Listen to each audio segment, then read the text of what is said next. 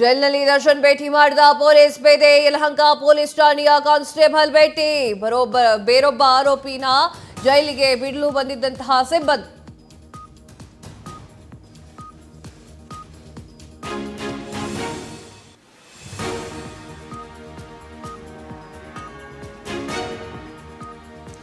ಜೈಲಿನಲ್ಲಿ ದರ್ಶನ್ ಭೇಟಿ ಮಾಡಿದಂತಹ ಪೊಲೀಸ್ ಪೇದೆ ಯಲಹಂಕದ ಪೊಲೀಸ್ ಠಾಣೆಯಲ್ಲಿ ಕಾನ್ಸ್ಟೇಬಲ್ ಭೇಟಿ ಬೇರೊಬ್ಬ ಆರೋಪಿಯನ್ನ ಜೈಲಿಗೆ ಬಿಡಲಿಕ್ಕೆ ಬಂದಿದ್ದಂತಹ ಸಿಬ್ಬಂದಿ ಜೈಲು ಸಿಬ್ಬಂದಿ ಪ್ರಭು ಶಂಕರ್ಗೆ ಕಾನ್ಸ್ಟೇಬಲ್ ಮನವಿ ಮಾಡಿಕೊಂಡಿದ್ದಾರೆ. ಸಿಸಿಟಿವಿ ಕಣ್ತಪ್ಪಿಸಿ ಪೇದೆಗೆ ದರ್ಶನ್ ತೋರಿಸಿದಂತಹ ಸಿಬ್ಬಂದಿ ಇದೀಗ ಕಾನ್ಸ್ಟೇಬಲ್ ಪ್ರಭು ಶಂಕರ್ ವಿರುದ್ಧ ತನಿಖೆ ಪ್ರಕರಣ ಕಾರಾಗೃಹ ಡಿಜಿಪಿ ಅಲೋಕ್ ಕುಮಾರ್ ಗಮನಕ್ಕೆ ಬಂದಿದೆ. ಜೈಲಿನಿಂದ ಪ್ರಭು ಶಂಕರ್ ಅವರು ಚಾಮರಾಜನಗರಕ್ಕೆ ವರ್ಗಾವಣೆ ಮಾಡಲಾಗ್ತಾ ಇರುವಂಥದ್ದು. ಏನಾಗಿದೆ, ದರ್ಶನ್ ಕಂಡ್ರೆ ಅಭಿಮಾನ ಜಾಸ್ತಿ ಇದೆ ಯಾವುದೋ ಒಂದು ಪೊಲೀಸ್ ಪೇದೆಗೆ.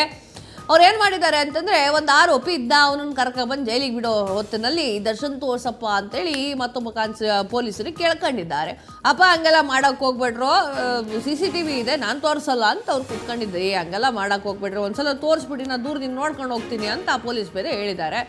ಸೊ ಅದಕ್ಕೆ ಇವರು ಪೊಲೀಸರು ಸರಿ ಆಯಿತು, CCTVಯಲ್ಲಿ ಇಲ್ವೋ ಅಲ್ಲಿ ಕರ್ಕೊಂಬರ್ತೀನಿ, ಅತ್ಲಾಗ ನೋಡ್ಕೊಂಡು ಹೋಗ್ರಿ ಅಂತ ಹೇಳಿದ್ದಾರೆ. ಹೆಂಗೋ ಗೊತ್ತಾಗ್ಬಿಟ್ಟಿದೆ, ಜೈಲಿನ ಮೇಲುಸ್ತುವಾರಿಗೆ ಅವರು ಹಿಗ್ಗಾಮುಗ್ಗ ಕ್ಲಾಸ್ ತಗೊಂಡು ವರ್ಗಾವಣೆಯನ್ನು ಮಾಡಿರುವಂಥ ಘಟನೆ.